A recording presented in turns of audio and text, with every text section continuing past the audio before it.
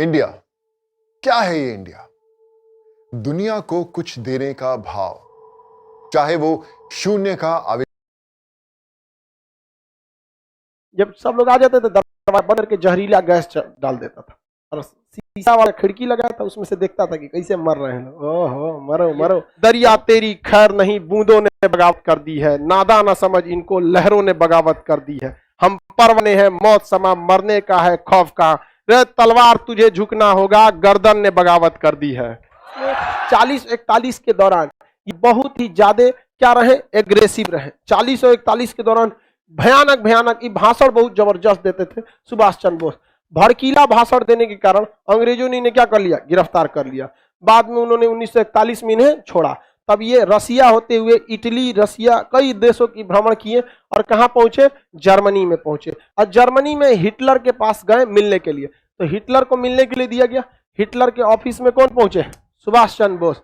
और हिटलर के ससुरे के, हिटलर आया, सारे लोग सैल्यूट किए, हिटलर आ गया, सर सर सर हिटलर आ गया। हिटलर, सुभाष चंद्र बोस खड़ा भी नहीं है हिटलर के आगे, हिटलर चल गया गुस्सिया के। बाद में पता चला नकली हिटलर था, उसका फेस वैसे ही मिलता था।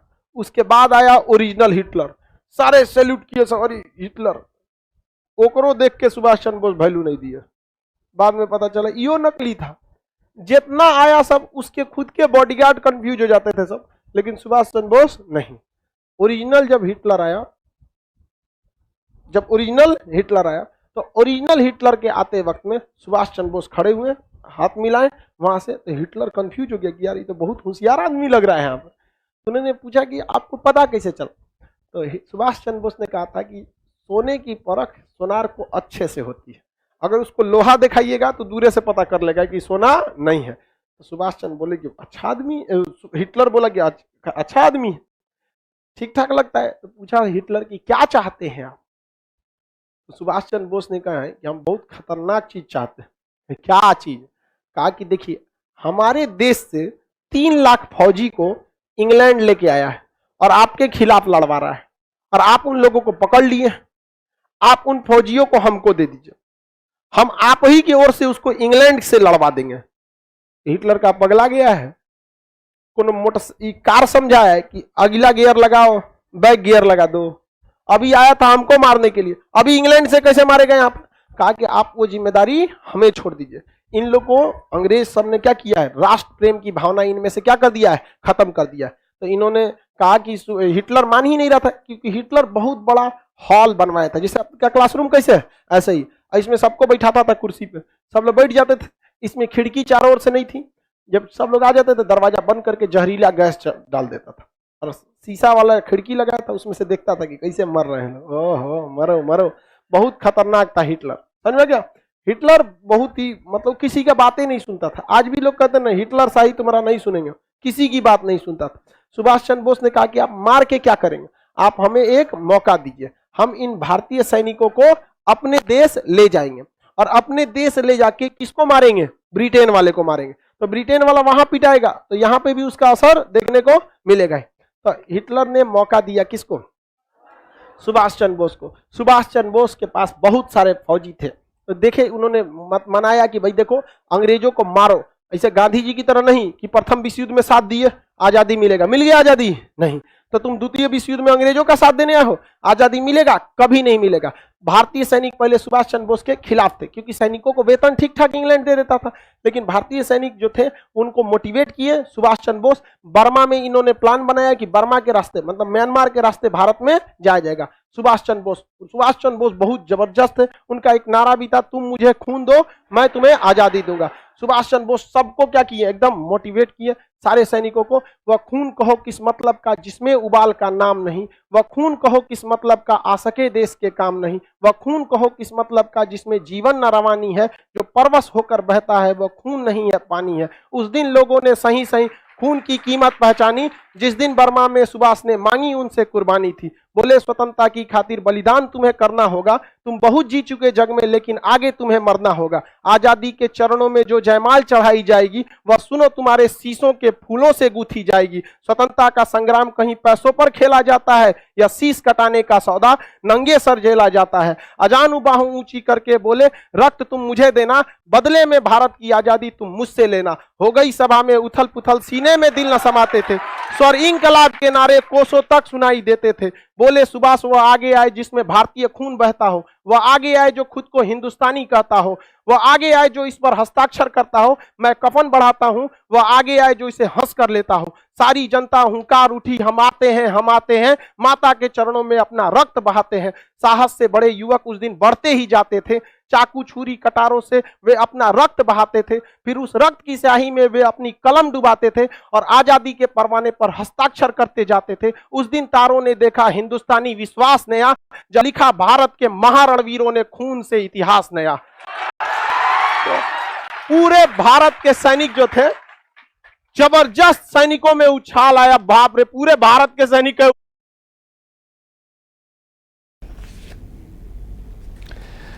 कामयाबी का पता आपको पता है क्या? नाम कमाना है, दाम कमाना है, पर सैनिकों में उछाल आया, बाप रे, पूरे भारत के सैनिक उजाड़ देंगे रे इंग्लैंड को हम। यहाँ हिटलर देखा, कहा कि ये कौन आदमी है रे, यहाँ पूरा माहौल बदल के रख दिया। यहाँ पे सुभाष चंद्र बोस को देखकर हिटलर बहुत प्रभावित हुआ और हिटलर ने बहुत सुभाष चंद्र बोस की इज्जत किया और सुभाष चंद्र बोस को हिटलर ने नेताजी की उपाधि दिया था। सुभाष चंद्र बोस के योगदान को कोई नहीं भूल सकता। आप लोग बस एक लाइन पढ़ लेते हैं, तुम मुझे खून दो मैं तुझे आजादी दूंगा।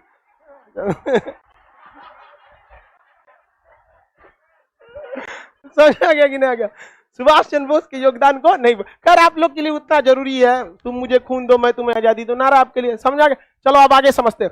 सुभाष चंद्र बोस जो थे वो इन सैनिकों को क्या किए, हिटलर के सहयोग से प्राप्त किए, लेकिन हिटलर ने कहा कि इन सैनिकों में अभी भी ट्रेनिंग का क्या है, अभाव है, ये डायरेक्ट नहीं लड़ पाएंगे। देखो लड़ने आए थे, हम पकड़ के रख लिए कि नहीं रख लिए, इनको क्या जरूरत है, प्रॉपर ट्रेनिंग की जरूरत है। अब देखिए द्वितीय विश्व युद्ध में ना दो एलाइज फोर्स थे, मतलब तीन देश थे जो आपस में एक साथ थे। इधर में था जर्मनी, इटली और यहाँ पे जापान। ये तीनों जो थे ये ध्रुवीय राष्ट्र थे सब, इन्हें कहा जाता है एक्सियल फोर्सेज। और जो एलाइज फोर्सेज थे उसमें बड़े बड़े देश थे, अमेरिका था, कनाडा था, ब्रिटेन था, फ्रांस था, रूस था, ये सब थे सब। तो सुभाष चंद्र बोस ने जो भारतीय सैनिक जो कहाँ फंसे थे, जर्मनी, इन्हें क्या किया, अपने पास लिया। और सुभाष चंद्र बोस हिटलर के सहयोग से आर्म्स एंड एनिमेशन लिया और हिटलर ने किसे भेज दिया, जापान को, कहा कि जापान भेजा इन सैनिकों को, और इन सैनिकों को ट्रेनिंग और अच्छा हथियार किसने दिया, जापान। और जापान ने सुभाष चंद्र बोस को अंडमान और निकोबार द्वीप गिफ्ट में दे दिया। किसमें दिया, गिफ्ट में, क्योंकि इंग्लैंड वालों से ये जापानियों ने कौन सा द्वीप छीन लिया था, अंडमान और निकोबार। तो यहां पर सुभाष चंद्र बोस ने अंडमान और निकोबार द्वीप का नाम क्या रख दिया, शहीद एवं स्वराज, शहीद एवं स्वराज नाम रख दिया। और यहां पर सुभाष चंद्र बोस को मिला, सिंगापुर में सुभाष चंद्र बोस ने आजाद हिंद सरकार बना लिया। क्या बना लिया, आजाद हिंद सरकार। कहा कि देश गुलाम नहीं है, हमारी सरकार है, अभी हम सिंगापुर से शासन कर रहे हैं, धीरे धीरे धीरे धीरे दिल्ली पहुंचेंगे। और सुभाष चंद्र बोस ने सिंगापुर से ही ऑल इंडिया रेडियो पर बोला था, मुझे इस लड़ाई में राष्ट्रपिता महात्मा गांधी की आशीर्वाद की जरूरत है। तो बताइए महात्मा गांधी को राष्ट्रपिता किसने कहा था, सुभाष चंद्र। देखिए सुभाष चंद्र बोस और महात्मा गांधी में मतभेद नहीं था, दोनों की आइडियोलॉजी अलग थी। सुभाष चंद्र बोस 24 कैरेट गरम दल वाले और महात्मा गांधी 24 कैरेट नरम दल वाले, ये दोनों आपस में मिल नहीं सकते, लेकिन विवाद नहीं था। आप इतिहास को उस तरह से पढ़िए जिस तरह से हुआ है, ऐसे नहीं कि आप कह देंगे महात्मा गांधी उसमें झगड़ा था। अब आप ही बताओ, हम जीएस के टीचर और कोई मैथ के टीचर, हम दोनों लोग एक चीज पे कैसे जा सकते हैं भाई? उनका चीज पढ़ाने का तरीका अलग, हमारा अलग है, दोनों अलग अलग होंगे कि नहीं, लेकिन अल्टीमेट काम क्या है, आप लोग का रिजल्ट दिलाना। अगर हम जीएस, हम या इंडिया का कोई भी जीएस का टीचर, उसका जीएस में योगदान है, जो भी मैथ के टीचर उनका मैथ में योगदान है, रीजनिंग में योगदान है। आपको तो जरूरत दोनों की है, कि ऐसा थोड़ी है कि आप जीएस पढ़ लेंगे मैथ नहीं पढ़ पाएंगे तो आपका रिजल्ट हो जाएगा। आपको तो बैलेंस लेके चलना है। वो अलग बात है कि बीपीएससी, यूपीएससी या दरोगा, रेलवे, इस सब में जीएस का वेटेज ज्यादा है, लेकिन ओवरऑल आपको तो लेके सबको चलना है। तो नरम दल भी जरूरत थी और गरम दल भी जरूरत थी। युवाओं का कहना है कि नरम दल की क्या जरूरत थी, अरे नहीं भैया, संगठित करने का काम नरम दल ही किया। और आप ध्यान से देखेंगे नरम दल से ही जो एक्सट्रीमिस्ट लोग थे वो गरम दल के रूप में गए थे। समझ आ रहा है कि नहीं आ रहा है? किसी को कोई दिक्कत नहीं? तो महात्मा गांधी से सुभाष चंद्र बोस ने क्या कहा? राष्ट्रपिता। सर सुभाष चंद्र बोस इतने पढ़े लिखे थे फिर भी गरम दल के कैसे हो गए? भाई गरम दल और नरम दल ये पढ़ने लिखने पे उतना डिपेंड नहीं करता है, डिपेंड करता है आइडियोलॉजी कैसे है। हम नरम दल के हैं। सोचो हम आज भी कहते हैं कि हम मतलब पढ़ाते हैं बस, बट टीचर बनने का हमारा 1% भी सपना नहीं, 1% भी नहीं। पढ़ाते हैं वो अलग बात है। शुरुआत में हम पढ़ाना चालू किए थे फ्रस्ट्रेशन दूर करने के लिए, क्योंकि हमको आर्मी में इस चीज से छांटा था जो कभी सही नहीं हो सकता था। नंबर कम था, छाट देते, अगली बार और मेहनत करके आते। मेरिट में हाथ बहुत टेढ़ा है ससुरा, दिखता है यहाँ पे ऐसे हो गया। यहाँ पर फ्रस्ट्रेशन में कभी मम्मी को बोल देते थे आपको ध्यान नहीं रखना चाहिए, बचपन में तेल सही से मालिश किया जाता है। बहुत ज्यादा फ्रस्ट्रेट थे, तो हम पढ़ाना चालू किए थे फ्रस्ट्रेशन, अकेले टेंशन में रहते थे, सोचते थे जो हमारा जिंदगी खत्म हो गया। एक को तो सपने देखे थे फौज में जाना है, ऐसा ही कैसे होगा? आर्मी में कुछ नहीं सुनता है। तो हम फ्रस्ट्रेशन की वजह से पढ़ाना चालू किए थे, यही में पढ़ाते रह गए यहाँ पर। समझ में आया कि नहीं? तो ऐसा नहीं है कि भाई जो पढ़ा लिखा है वो गरम दल का नहीं हो सकता है, नरम दल का ही रहेगा।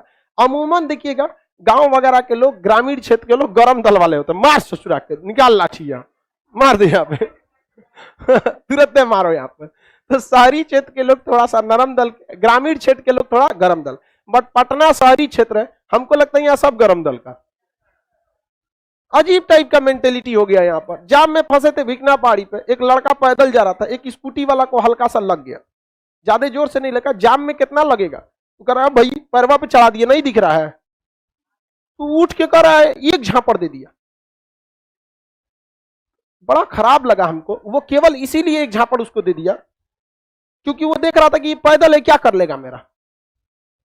मेंटेलिटी सोचिए, अगर सामने वाला कुछ नहीं कर सकता है तो हम कुछ कर देंगे। तनी हमरा से बोले स्कूटी या ओकरा सहित गड़िया में रख लेते हैं। हाँ, यहाँ कोल्ड स्टोर है, ये अगले सीजन में छोड़ते हैं। यहाँ पर अपनी MB मतलब डेटा को बेचकर पैसे अर्न कर सकते हो। एप्लीकेशन का लिंक आपको यहाँ पर मिलेगा, 3 डॉट ना। मतलब देखिए मेंटेलिटी देखिए लोगों की, उसके अंदर गुस्सा पावर कुछ नहीं है। वो देख रहा है कि हमारा जिससे झगड़ा है वो कुछ नहीं कर सकता। अब विधायक जी रहते तो बांध के लेके चल जाते हैं, चुनाव में होकर बांट देते। एक से एक रहता है। चलो अब आगे समझते हैं। तो बताइए सुभाष चंद्र बोस ने आजाद हिंद सरकार की स्थापना कहां कर दिया? सिंगापुर में। और यहीं से सैनिकों को कहा था कि अब हमें यहां नहीं रुकना है, कहां चलना है? दिल्ली चलो। दिल्ली चलो का नारा, तुम मुझे खून दो मैं तुम्हें आजादी दूं। सुभाष चंद्र बोस। नेताजी की उपाधि किसने दिया इन्हें? Adolf Hitler. Adolf Hitler, Hitler का पूरा नाम एडोल्फ हिटलर था। हिटलर का पूरा नाम क्या था? Adolf Hitler. अब यहां से ये बर्मा में है, कहां पहुंचे? बर्मा। बर्मा में यहां पर उन्होंने हेड ऑफिस बनाया था, बर्मा, अभी का नाम म्यांमार है। वहां पर यहां पर आजाद हिंद फौज से उनकी क्या हो गई? मुलाकात। क्योंकि सुभाष चंद्र बोस के पास जो सेना थी तो वो वेल ट्रेंड थी। जर्मनी में भी ट्रेनिंग मिला, जापान में भी मिला, आधुनिक हथियार मिला और एक योग्य कमांडर मिला। आपका कमांडर तगड़ा रहना चाहिए, युद्ध आप ऐसे ही जीत जाएंगे। अगर कमांडर डरपोक मिल गया, युद्ध कभी नहीं जीत पाएंगे। वहां पर चाइना और भारत के बीच जो गलवान घाटी हो रही है, तो भारत अभी भी वहां अपना पंजाब रेजिमेंट का 11 कोर को तैनात किया हुआ है। अभी भी 1.5 साल हो गया, अभी भी वहां हमारे ही कमांडर वही हैं। और चाइना ने अपने कमांडर को 7 बार बदल चुका, 7 बार बदल चुका, सोच सकते हैं। इसलिए हम गर्व है हमें हिंदुस्तानी सेना पे, आज भी वो डटे हुए। वहां पे बिहार रेजिमेंट वाला मारा था सब। ये तो और मन बड़ होता है, दौड़ा दिया वहां पर। इनके कमांडर कहते रह गए अरे एग्रीमेंट है हम लोग का 1996, हम हथियार नहीं चला सकते। बिहारी बोला था कौन मार गोली चला रहा है, लाठिए बहुत हो लो है। एक ट्रेनिंग तो हम लोग को बचपने से है। मार लाठी मार दी। बताइए जिस देश का कमांडर बदला जाएगा उस देश का सेना का मनोबल गिरेगा कि नहीं गिरेगा? खत्म हो जाएगा। अब वो सब टिक नहीं पाता, ऐसा ना खाना पे भी बोला जाता। अमेरिकन सेनापति ने कहा था कि सेना कितना लड़ेगी ये डिपेंड करता है उसके पेट में कितना अनाज है। तो भारतीय सेना का खाना जो है ना, या इंडियन खाना बहुत ठोस होता है। चाइनीज वाला चाउमीन का उस तरह हम लोग कहीं अटक जाएगा। चाउमीन खत्म होने के बाद पता चलता है कि नहीं अब पेट में पहुंचा है। तब तक तो हम लोग को ऐसो फेगस में अटका रहता है, चाउमीन खा के लड़ाई करेंगे। यहाँ बिहार वाला है, लिट्टी खा के जाएगा, चना भिगा के ले जाएगा, मार तो सुभाष चंद्र बोस के पास एक अच्छी फौज थी कि नहीं थी? सुभाष चंद्र बोस के पास एक योग्य सेना थी, और सुभाष चंद्र बोस में नो डाउट एक योग्य सेनापति थे। हालांकि वो खामका में आईएएस की नौकरी में गए थे, उनको भी सेना में जाना चाहिए था, लेकिन वो भी सेना में नहीं जा पाए। कोई बात नहीं, लेकिन सेना में सर्व करने का मौका मिला कि नहीं? कहीं सचुरा मार हो जाए तो हमरो घुस जाते हो, बाहर में जाओ, हाथ टेढ़ टाड़े, कोई दिक्कत नहीं। अब तो दीजिएगा ना निपटा, हमरा देता तो हम कब के तिब्बत में घुस जाते, तो बाहर में जो है। तो सुभाष चंद्र बोस के सामने एक समस्या यहाँ आई कि बर्मा में पहले से भारत के सैनिक थे सब। उस समय एक फौज थी जिसका नाम था आजाद हिंद फौज। आजाद हिंद फौज, देखिए आजाद हिंद सरकार ने गठित किए थे सुभाष चंद्र बोस। आजाद हिंद फौज कैप्टन मोहन सिंह, एक कैप्टन थे, कैप्टन मोहन सिंह। कैप्टन मोहन सिंह ने आइडिया दिया कि क्यों ना हम भारतीयों के लिए एक फौज बनाएं। तो ये किसने आइडिया दिया? कैप्टन मोहन सिंह। और ये जिम्मेदारी दी गई रास बिहारी बोस को। किसे दी गई? रास बिहारी बोस। रास बिहारी बोस ने इसका गठन किया, लेकिन उस समय तक रास बिहारी की बोस 70 से ज्यादा उम्र के हो गए थे। अभी बताइए, सेना का कमांडर 70 से ज्यादा उम्र का, सेना में मनोबल रहेगा? सेना में एकदम भयानक गरजने वाला होना चाहिए, वहां पर बॉर्डर पे एकदम गरजने वाला सेनापति चाहिए। दरिया तेरी खैर नहीं, बूंदों ने बगावत कर दी है, नादा ना समझ इनको, लहरों ने बगावत कर दी है। हम परवाने हैं, मौत समा मरने का है खौफ का, रे तलवार तुझे झुकना होगा, गर्दन ने बगावत कर दी है। खतरनाक होना चाहिए एकदम सेनापति, मार करा दे सजुआ, जो मरलो रहे दोनों हथियार उठा लेके मारे सजुआ। एकदम सेनापति का मतलब क्या होना चाहिए? एकदम खूंखार, चंडाल, एकदम तनिको मोह माया नहीं, लाश पे बैठ के ससुरा खाना खा ले और करे जेब चेक करे कुछ बचल है का एकरा में।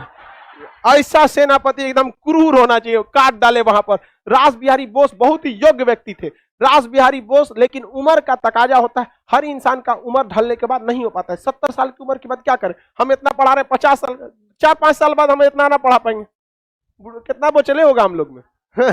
तो बुढ़ापा में इंसान नहीं हो पाता। तो सेना ने कहा कि अब हमें यह कमांड किसको दे देना चाहिए? सुभाष चंद्र बोस को। तो बताइए, सेना का कमांड, आजाद हिंद फौज के कमांड किसने संभाल लिया? सुभाष चंद्र बोस। इन्होंने संभाला था 1942 में। कब संभाला था? 1900।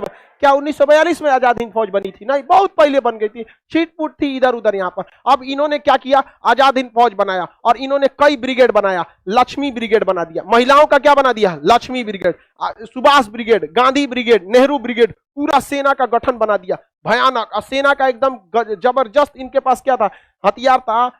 जापानियों से सहयोग मिला था, हिटलर से सहयोग मिला था, और ये अब म्यांमार के रास्ते कहां बढ़ने लगे? भारत की ओर। और जापान से एक उम्मीद थी, लेकिन 6 अगस्त 1945 को अमेरिका जापान पे बम पटक दिया। दूसरा 9 अगस्त को फिर पटक दिया। अब जापान ने हाथ खड़ा कर दिया, हम क्या कर सकते हैं? सुभाष चंद्र बोस की मृत्यु के बाद सेना का मनोबल ही गिर गया, और सेना के ऊपर भारी पड़ गए कौन? अंग्रेज। क्योंकि अंग्रेज को टेंशन नहीं, उधर जापान मारा गया, इधर जर्मनी मारे गए, एगो बचा था इटली, इटली का था डोमिटो मुसोलिनी, ये महालोल था ससुरा। ये तो माँ, इसकी जनता ने इसको पकड़ के तमाचा मार दिया, इसी के देश की जनता ने मुसोलिनी को इसी के देश में तमाचा मार के मारी। उसका बेचारा का सब उखड़ गया था, इतना मार मारे तो चौराहा पे फांसी दे दिया। महाबैल था मुसोलिनी। मुसोलिनी का कहना था, जो पुरुष युद्ध नहीं लड़ा वो बाज महिला के समान है। कोई बात है भाई, युद्ध जरूरी है, लेकिन युद्ध किस हाल में जरूरी है ये है।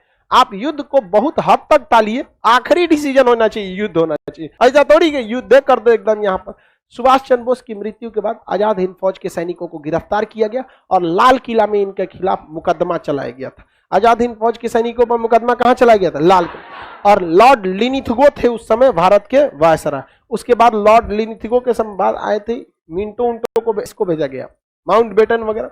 तो इसके ऊपर मुकदमा चलाया गया।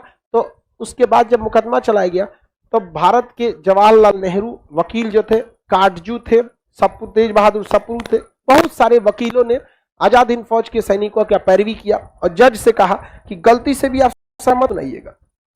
याद है मंगल पांडे? हाँ, एगो को सुनाए थे मंगल पांडे को, बाकी 1857 का क्रांति किया था ना। अभी माहौल सही नहीं है जज साहब, आप इनकी सजा को माफ कर दीजिए, वरना फिर बवाल कर देगा सभी सैनिक सब। तो जज ने कहा माफ करने की शक्ति हमारे पास नहीं है, राष्ट्रपति को होती है। उस समय राष्ट्रपति के पद पर वायसराय हुआ करता था, तो वायसराय ने इनकी सजा को क्या कर दिया, माफ कर दिया। अगर द्वितीय विश्व युद्ध नहीं होता तो हम लोग 1947 में आजाद नहीं होते, ये वास्तविकता है। द्वितीय विश्व युद्ध नहीं होता तो हम 47 में तो आजाद नहीं होते, 55 में होते, 51 में होते, लेकिन 47 में तो किसी कीमत पे आजाद नहीं हो पाते। क्योंकि देखिए ना, ऐसा कौन सी घटना लगा जिसने अंग्रेजों को ज्यादा नुकसान पहुंचाया, द्वितीय विश्व। बाकी भारत छोड़ो आंदोलन केवल इसीलिए हुआ था कि अंग्रेज द्वितीय विश्व युद्ध में बिजी थे। रियलिटी देखिए, टाइमिंग नहीं देख रहे हैं। क्रिप्स प्रस्ताव आया, भाई बहुत मजबूरी है, गांधी जी उसको कमरा में ले गए, बहुत जरूरी है क्या फौज की, ताकि गांधी जी आप ही बचा सकते हैं। प्रथम विश्व युद्ध में आप ही सैनिकों को भेजे थे, हम लोग आपको सार्जेंट बोले थे, बहुत जरूरत है, दिक्कत हो गया है। गांधी जी का यही तो हम जानना चाहते थे, जाओ हम भेजेंगे। गया बेचारा क्रिप्स हुआ, भारत छोड़ो आंदोलन, कहा कि बहुत कमीना आदमी है। तो द्वितीय विश्व युद्ध नहीं होता तो हम लोग को आजादी इतना जल्दी नहीं मिलता। बाकी देखिए, भगत सिंह 1930 में ही इन्हें फांसी, 31 में फांसी दे दी गई। चंद्रशेखर आजाद, राम प्रसाद बिस्मिल, अशफाक उल्लाह खान, ये लोग 30 के दशक तक ही इन लोग को क्या कर दिए थे, अंग्रेज फांसी देके, गोली मार के, कैसे भी क्या कर दिए थे, खत्म कर चुके। 30 के बाद कोई बहुत बड़ा क्रांतिकारी आंदोलन ही नहीं मिलेगा। सुभाष चंद्र बोस का मिलेगा, और सुभाष चंद्र बोस को भी देखिए क्या हुआ, द्वितीय विश्व युद्ध में जर्मनी जापान मराया और पूरा खत्म हो गया। क्योंकि हम लोग के पास अपना क्या था, ना फैक्ट्री थी, ना हथियार था, ना कुछ सैलरी उलरी कहां से दीजिएगा यहाँ पर। तो बहुत द्वितीय विश्व युद्ध हुआ भी तो एक तरह से हम लोग के लिए क्या था, अच्छा ही था। सोचा द्वितीय विश्व युद्ध हुआ पहले, और अगर द्वितीय विश्व युद्ध में जर्मनी जीत जाता तो हम 1942 में आजाद हो गए रहते। जर्मनी ने गलती न कर दिया, उसने रूस पर आक्रमण कर दिया। ये सोचा देखता है कितना बड़ है, कहां आक्रमण कर दिया, रूस पर। रूस ने सबसे ज्यादा लोग को गंवाए हैं, प्रथम विश्व युद्ध में भी और द्वितीय विश्व युद्ध में। इतना लोग मरे हैं कि रूस में कहीं पे भी देखेंगे तो सड़क पर 40% आपको लड़के मिलेंगे, 60% वहां क्या मिलेंगी, लड़कियां मिलेंगी। जिसके दो रीजन है, एक तो प्रथम और द्वितीय विश्व युद्ध में मरा गए सब, दूसरा का रीजन वहां पे शराब बहुत ज्यादा, वहां पे लोग क्या पीते हैं, शराब। ठंड प्रदेशों में शराब जो होता है एकोमोडेशन में क्या करता है, मदद करता है। दूसरा, वेस्टर्न कल्चर में शराब, सिगरेट, जुआ, ये सब क्या है, नॉर्मल। हमारे यहाँ क्या है, शराब थोड़ा सा गलत माना जाता है। उतनी मनी होली में चल गया, अदरवाइज